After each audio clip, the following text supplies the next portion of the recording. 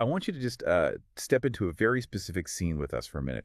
Close your eyes and picture 19th century Paris. Oh, yeah. The smog, the noise. Right. The air is just thick with industrial smog. You've got steam engines roaring into life. Factories are completely reshaping the skyline. And society as a whole is just obsessed with modernization and, rational science. Right. It's the age of the machine. Exactly. But right in the middle of this hyper-rational world, you have the occult. And at this point in history, occultism is largely seen as this spooky, highly moralistic superstition. Yeah, lots of dark robes and chanting. Totally. It's an aesthetic of people clutching amulets, completely terrified of demons hiding in the shadows. But today, we are unpacking Map 2, Unit 6 of Ben Hod's curriculum, which focuses on the legendary esoteric thinker Eliphas Levi. And in this specific text, Levi executes what I can really only describe as a brilliant intellectual coup. He really does. He looks at the occult and completely reframes it. Hmm. He says, no, magic is not a spooky battle between the forces of good and evil. Magic is actually a scientific system of spiritual mechanics. What's fascinating here is that Levi's ultimate goal in this text is to systematically dismantle the whole idea of a cosmic war. Right. He looks at traditional Judeo-Christian dualism, Yeah. the classic story of God versus the devil, light versus dark, and he completely strips away all of the literal moralistic terror. Because to him, the universe isn't a cosmic battlefield, is it? No, not at all. He replaces that outdated idea with the concept of a cosmic engine. He calls it the great magical agent. I mean, think about a mechanical engine. Resistance isn't a sin in an engine. No, it's required. Exactly. It isn't a moral failing. Resistance is a structural necessity. It is such a massive paradigm shift. Yeah. So our mission in this deep dive is to explore exactly how Levi turns the universe into this beautifully tuned machine, powered entirely by the friction of opposites. Yeah. And more importantly, we're going to look at what that means for how you, the listener, deal with your own inner shadows, your own obstacles, and the resistance you face every single day. Yeah. Because if the universe is an engine, we really need to understand how the gears actually work before we can expect to drive the thing. We certainly do. And Levi starts this explanation right at the very bedrock of reality. Before he even touches magic, he posits a philosophical axiom. Right, the two conditions. Yeah, he says that the divine essence itself requires two fundamental conditions just to exist. And those two conditions are necessity and liberty. Okay, let's unpack this because when we hear the word essence today, we usually just mean a general vibe or maybe like a flavor of perfume. Right, vanilla essence. Exactly. But Levi is being highly technical here, isn't he? Mm. What does he actually mean by essence? We really do have to strip away centuries of casual, modern usage to get his meaning here. Levi is leaning on the Latin word essentia, which is a term that the philosopher Cicero originally coined to translate the ancient Greek concept of ousia. So not a vibe. Definitely not a vibe. It means the radical, undistilled reality of being itself. He's saying that for existence to manifest at all, for reality to move from this unified, silent, infinite void into something we can actually experience, it immediately requires friction. It needs that push and pull. Exactly. It requires necessity and liberty. And these aren't just abstract, floaty ideas. Take necessity, for example. Okay. It comes from the Latin necessitas. It carries this incredibly heavy, unyielding, almost gravitational weight. It's deeply connected to the Greek goddess Ananke, the primordial force of absolute inevitability. Wow, okay. Yeah, and ancient cosmology often pictured her as a serpent whose coils wrapped tightly around the cosmic egg, holding the entire universe under immense, unbreakable pressure. So necessity is this heavy, immovable, restrictive reality. It's the pressure cooker. Yes. What about liberty then? Where does that fit in? Liberty is libertas. It's the unchained spark. The radical, explosive, completely unpredictable freedom to choose, to break boundaries, to just recreate. And Levi is doing something brilliant here by slamming these two concepts together. It reminds me a bit of Spinoza, actually. Yes, you can absolutely see echoes of Baruch Spinoza in his work. Spinoza was the 17th century philosopher who famously argued that the universe operates by the strict geometric necessity of its own nature. Right. Everything happens because it must happen. Exactly. But Levi takes Spinoza's cold clockwork determinism and he injects it with the fiery, unpredictable impulse of absolute freedom. Think about it like a mechanical analogy. Since we were talking about the Industrial Revolution earlier, if liberty is this wild, explosive steam, necessity is the heavy, restrictive iron boiler. That's a great way to look at it. Because if you don't have the boiler, if you just have pure freedom, the steam just dissipates into lawless, useless vapor in the atmosphere, right? It can't power a single thing. Right, it just vanishes. But if you only have the iron boiler without the steam, it's just a cold, dead prison. You need both the expansive force and the restrictive vessel to generate actual power. Take that analogy one step further, even. If the magician only values freedom and builds a boiler that is too thin, the whole thing violently explodes. Oh, wow. Without necessity, liberty dissolves into total chaos. Conversely, without liberator, necessity hardens into suffocation. The true magus, the practitioner of high magic, never chooses a side in this binary. They stay in the middle. Exactly, they stand precisely in the middle. They balance the force that compels with the force that liberates. Which means true magical liberty is bounded. It actually requires discipline. It's the difference between a flickering candle that just casually throws shadows everywhere and a highly focused cutting laser. The restriction is literally what makes the light powerful. But this brings up a huge question for me. If the universe is this machine that actively requires this heavy, restrictive weight of necessity to function, how does this change the way we look at our own darkness? That's the big question. Right, like if restriction is a feature and not Doug, what do we do with our mistakes? What do we do with the dark parts of ourselves? That tension brings us to one of Levy's most profound statements on the nature of shadow. He writes a line that kind of echoes through the rest of his work. He says, "To render light visible, God has only to imagine shadow." It's a gorgeous sentence on the surface. But knowing Levy, there's some serious linguistic trapdoors hidden in the phrasing there, right? Like his use of the word imagine. Oh, there are layers to it for sure. Let's look at imagine. He's reaching back to Renaissance magic where the human imagination, the imago, isn't just daydreaming about what you want for dinner. Right, it's not just making things up. No, it is a physical, plastic force that literally molds the astral atmosphere. The Latin root imago implies a mirror image.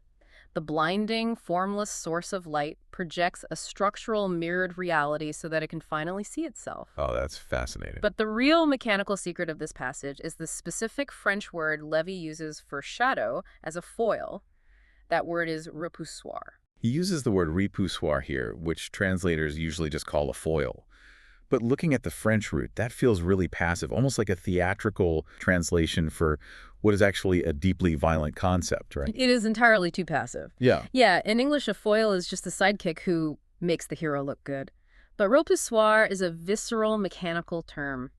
It comes from the Old French verb pousser, meaning to push, and the Latin pulsare, to strike or beat violently. There's an act of pushing back. Exactly. A repoussoir is the instrument that violently pushes back. Yep. If you look at history, silversmiths used a tool called a repoussoir, which was essentially a blunt chisel. Oh. Yeah, they would strike a flat sheet of metal from the dark reverse side, hammering it aggressively to force a beautiful design out into three-dimensional relief on the front. Oh, wow. The art of repousser? I've seen that metalwork. Exactly that. And later on, painters adopted the exact same term. If a Renaissance painter wanted to create the illusion of immense sweeping depth on a flat canvas, they wouldn't just paint the bright sky. They need contrast. Right. They would intentionally place a dark, heavy, shadowy object, like a dense tree or a dark building, in the immediate foreground. That shadow is the repoussoir. It literally forces the viewer's eye past it.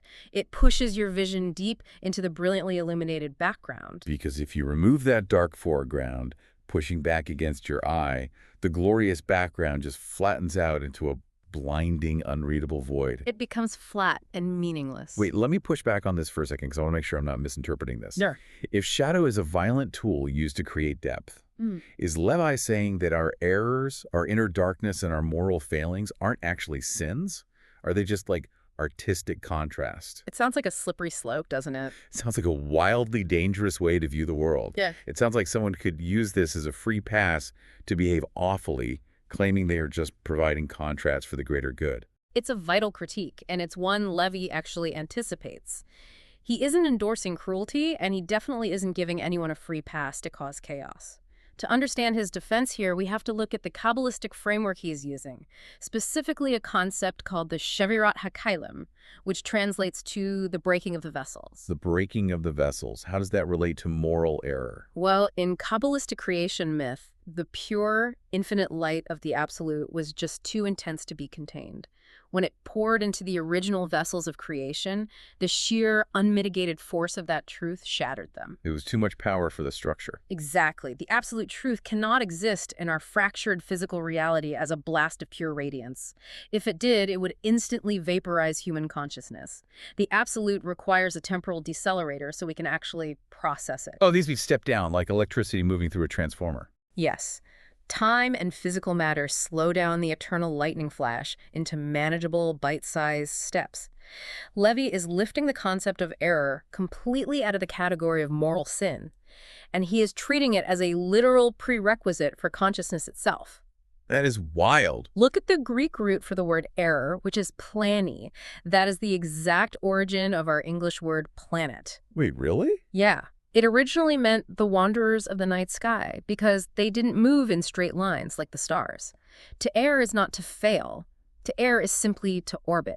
You deviate from a straight line to discover the gravity of the center. Precisely. You need the heavy shadow to give the light three-dimensional shape. Okay, so if shadow is just the necessary foreground that makes the light visible, if it's the gravity that keeps the planets orbiting instead of flying off into space, then how does Levy handle the ultimate historical symbol of shadow? You mean the devil. Yeah, how does he handle Satan? This is where Levy executes his most shocking historical pivot. He takes the classic biblical story of the archangel Michael battling Satan in heaven, and he just rips away all the Sunday school imagery. No more red guys with pitchforks. None of it. He strips away the angel wings, the pitchforks, the horns, and the fiery pits. He strips a theological war completely down to physics. He turns it into pure spiritual mechanics. Let's look at the original Hebrew words. Michael literally translates to who is like God. For Levy, Michael represents the piercing lance of pure, concentrated divine energy. He is the unadulterated ray of active will. Okay, and Satan. Now look at Satan. Ha-Satan does not mean an evil red monster. It translates literally as the adversary, or the resistor. Satan represents the heavy, immovable density of matter. He is the cosmic brake pad. The cosmic brake pad. There's a quote in the text regarding this that absolutely blew my mind. Levy says that if the dense shield of Satan didn't stop Michael's lance, the angel's power would bleed into the abusos, causing infinite destruction. It's a staggering paradox to wrap your head around, isn't it? It really is. A lance fundamentally requires a target to have any meaning.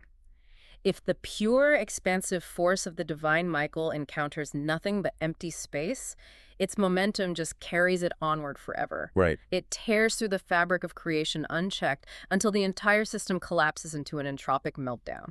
The heavy, stubborn resistance of matter is the only thing that catches the light, stops it, and allows it to manifest into something real. Here's where it gets really interesting to me.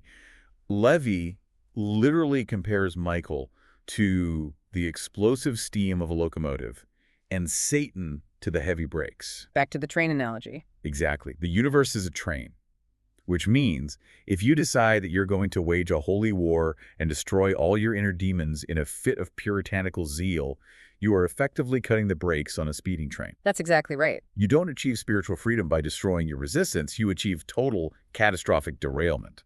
The magician who tries to eradicate the adversarial material world, who tries to live in a state of pure, unbothered light, basically commits spiritual suicide. Yeah, if you shatter the shield of Satan, your own spiritual power lacks a boundary to push against, and it just bleeds out into nothingness. But, and this is important, there is a danger on the other side too. Pulling the brake too hard. Exactly. If you pull the brake too hard out of fear, if you let the heavy density of the material world paralyze you, the train grinds to a halt. You stagnate. It's an intricate game of cosmic judo. Cosmic judo, I love that. You have to use the resistance of matter, the heavy density of your daily struggles, to steady and hone your spiritual lance. Using the resistance to stabilize the force sounds so elegant. Nah. But Levy isn't just making this up in a 19th century vacuum, is he? Because he seems to suggest this exact same engine is running through basically every ancient culture. He absolutely does. He scales this concept up into what he calls the great magical agent. Right. This is the universal plastic medium of the astrolight. It is the invisible fabric that connects all things, and it is powered entirely by polarity, by the constant necessary tension between the forces of attraction and repulsion. And he uses a very meticulous technique of comparative mythology to prove that this isn't just a new theory he dreamed up, right? Exactly. He's saying it's a universal law that the ancients already knew. I notice he brings a mountain of historical receipts in the text for this. He fires off this rapid-fire list of symbols from across the globe, but they flash by so quickly. Like he points to the Greek myth of Eros and Anteros. Yes, and people often misinterpret that myth as a simple battle between love and hate. It's not. No. Levy clarifies that Eros is a binding, consuming gravity, while Enteros is a counter-love. Enteros acts as a structural pushback that prevents the fire of Eros from just consuming itself instantly. Oh, that makes so much sense. Yeah. Then he points to the biblical story of Jacob wrestling the angel in the desert. Right. And when you look at it through Levy's lens, Jacob and the angel aren't fighting a death match. They aren't trying to destroy each other at all. No, they're not. They are fighting to achieve a state of mutual immobilization, a holy deadlock where the human will is refined by pushing against the immovable fire of cosmic resistance. It's like a perfectly balanced tug of war that keeps a tent pole standing perfectly upright. A structural tension, exactly. He also points to Vedic mythology, the Hindu churning of the ocean of milk. Oh, I've seen depictions of that. In that story, you have the gods pulling on one end of the great cosmic serpent and the demons pulling on the exact opposite end. They aren't trying to rip the serpent apart. Their opposing poles are what stabilize the golden mountain in the center so it can actually churn the ocean. That's brilliant. He even highlights the chariot card in the tarot, right? The Sphinxes of Osiris. Yes, the chariot is pulled by a black sphinx pulling one way and a white sphinx pulling the other. It's everywhere. It really is. And he finishes that sequence by dissecting the image of the two seraphim, the black and the white. The etymology here is key again. The word seraphim comes from the Hebrew seraph, which literally means to burn. They are the fiery serpents of the highest celestial hierarchy. By making them black and white, Levy turns them into the cosmic friction of dual fires, the active, consuming, brilliant heat on one side, and the passive, latent, dark warmth on the other. So he links all of this ancient symbolism to the universal law of sympathies and antipathies. He even gives a subtle nod to Franz Anton Mesmer's ideas, right? Right, Mesmer's contemporaneous ideas about a magnetic fluid that connects all biological and spiritual life. So high magic isn't spooky conjuration at all. It's not about reciting ancient words to summon a ghost. It's more like tuning a complex instrument. You are learning to tune your own will into the harmonic frequencies of the universe. You cannot command a force unless you can resonate with its frequency. And more importantly, you can't command it unless you can wield its direct opposite. It's not superstition at all. It's structural engineering for the soul. Very well put. But this raises a massive red flag for me. What happens when people fundamentally misunderstand this tension? Which happens a lot. Right. What happens when someone looks at the two sphinxes, or the black and white seraphim, and they decide they only like the white one? What if they decide to pick a side and just destroy the opposition? Well, this brings us to a moment in the text where Levy displays genuine fury toward what he calls the unintelligent disciples of Zoroaster. Okay, Zoroastrianism has that profound cosmic wrestling match between light and dark, Ahura Mazda and Angra Mainyu. But Levy argues that the later disciples, the literal-minded followers, committed the ultimate metaphysical sin. What did they actually do? They separated the columns of the temple. In esoteric traditions, you often have the two pillars, Jachin and Boaz, representing mercy and severity. Right, you see those in Freemasonry and tarot. Exactly. They are a structural polarity. They are two pillars meant to hold up a single unified roof. But these literalistic disciples looked at the two pillars and turned them into an irreconcilable civil war between good and evil. Which ruins the structure. Exactly. Levy says that by dividing the duality and refusing to bring it back to unity, they are effectively wishing to tear God apart. Because a temple built on only one pillar instantly collapses under its own asymmetrical weight. You can't have a roof with one support. It crushes you. And this is where Levy introduces the solution, which is the absolute cornerstone of his entire magical system, the concept of the ternary. The rule of three. Right. He states that you cannot safely conceive of the absolute as two. If you look at the universe as a strict binary, you've invented the devil, and you've enlisted yourself in an unwinnable, exhausting war. So you need a third point. You must immediately leap to three the ternary to find unity and peace again. We see this on the Kabbalistic tree of life, too. You have Chokmah, which is the uncontained, infinite, explosive masculine force, Right. And you have Bina, the dark, constricting, heavy maternal form that receives and limits that force. And if they just fight it out. If you leave force and form to battle it out on their own as a binary, you get complete chaos, or you get total stagnation. The force either bleeds out into nothing, or the form suffocates it to death.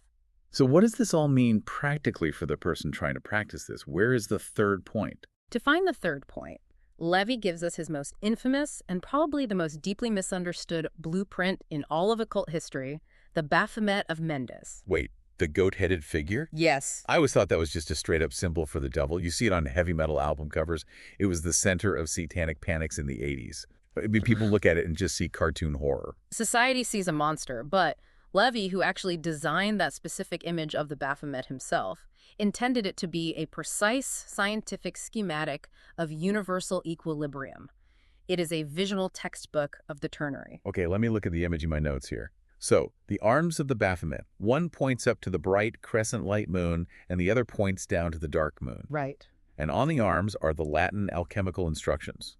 Solve, which means dissolve, is on the arm pointing up.